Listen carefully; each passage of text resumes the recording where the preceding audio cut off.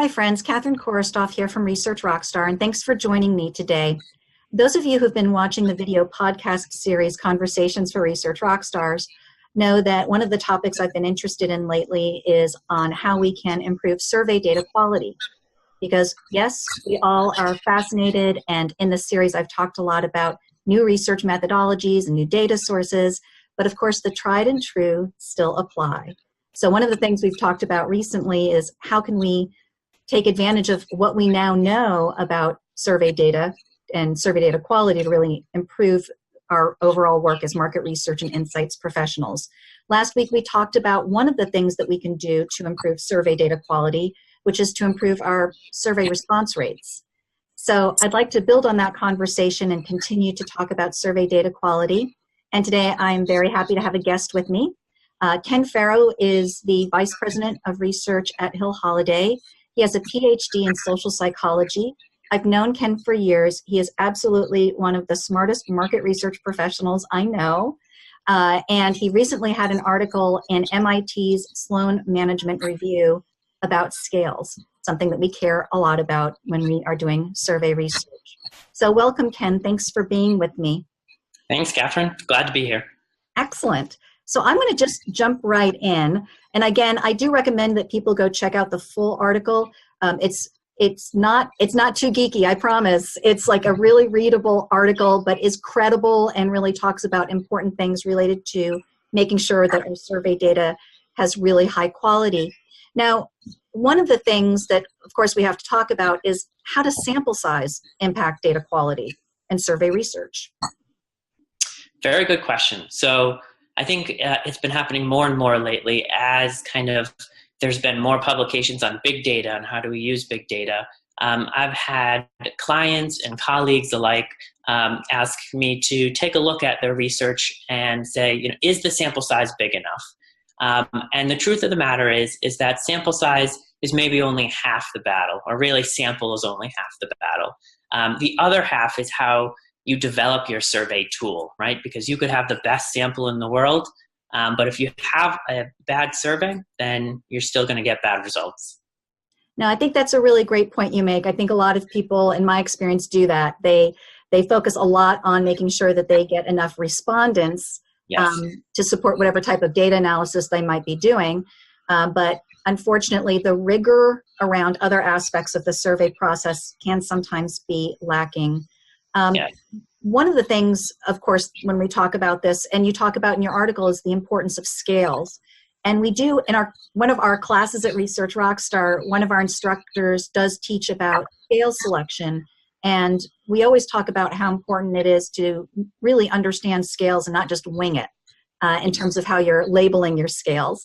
Yeah. Can you tell us about, from your work and your experience, what are things that researchers can do that, practically to make sure that the scales that they are using in their questionnaires are going to yield good data? Sure.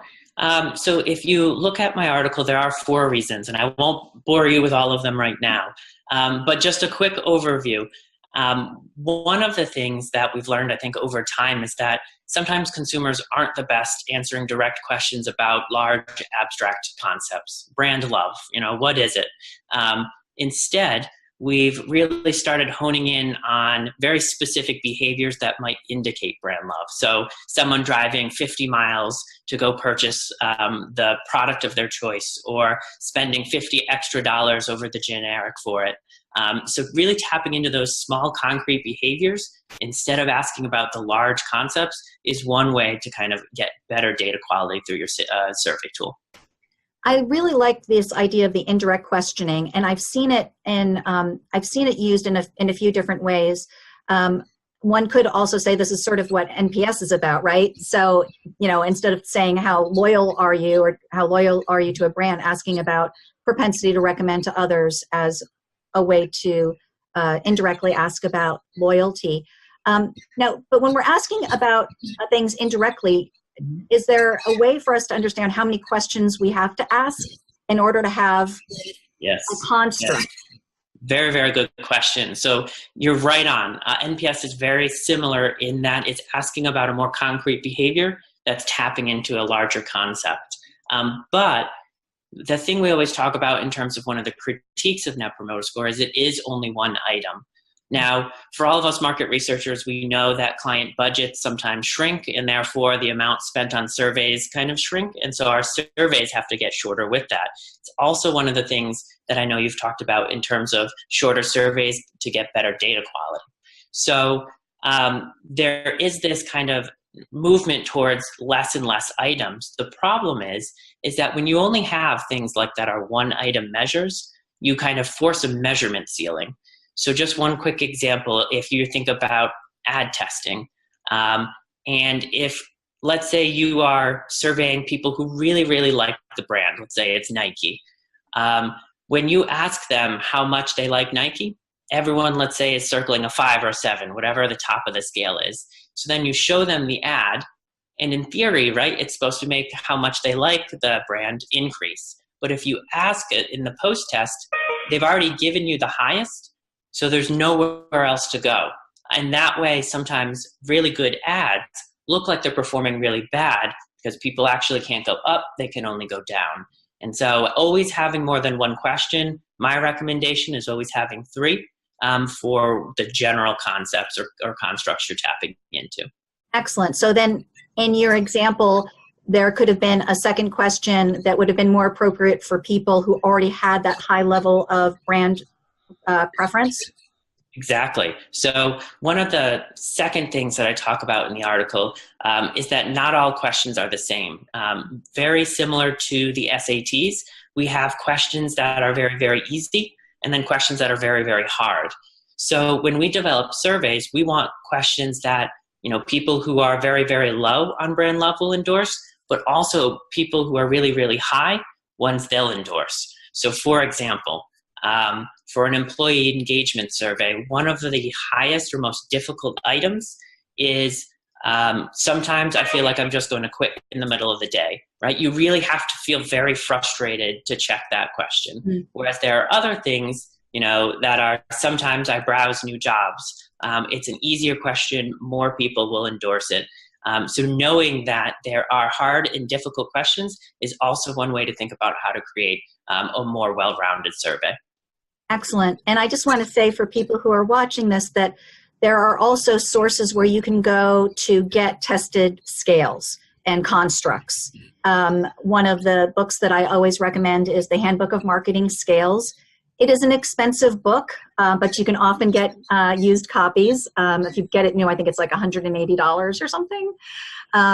And also, there's a wonderful website called marketingscales.com, which is run by Gordon Bruner, another PhD, another super smart person who does really great research on scale validity, and he shares that, and it's really a wonderful resource. You know, Ken, I want to ask you just one more question before we wrap up, and I didn't warn you about this one, but you kind of inspired me, so I hope you don't mind me. Go for it. So one of the things that is also a hot topic about the quality of what we get from survey data is the idea of appending survey data sometimes with other data, data from other sources, so that we are getting more variables that can help to paint a more comprehensive picture. When we're thinking about designing our surveys so that they're highest possible quality, are there things that I should be keeping in mind in terms of also then if I'm going to be appending that survey with data from other sources? Yeah, great question. So that kind of comes with a whole battle on its own. There are times where I have done customer satisfaction surveys and the client has sent through, you know, respondent data as well to append to the survey data. And sometimes, you know, if you're not creating surveys that have more than one measure, then a lot of times you actually find no relationship between some of the variables in your survey data and some of the existing data that's there. And so being able to create a well-rounded survey is super important for actually finding relationships between survey data and appended kind of additional data sources as well. That's such a great point. I really appreciate that. And I feel like we could spend a whole hour going going into that one topic because it's such a current topic these days. So thank you so much. And for people for whom some of these ideas are new, I encourage you to check out the other courses and materials we have over at researchrockstar.com and on our blog. And I will also post in our notes Ken's contact information so you can follow him on social. Ken, thank you so much for your time today and sharing your expertise. This was really great. Thanks for having me. Appreciate it.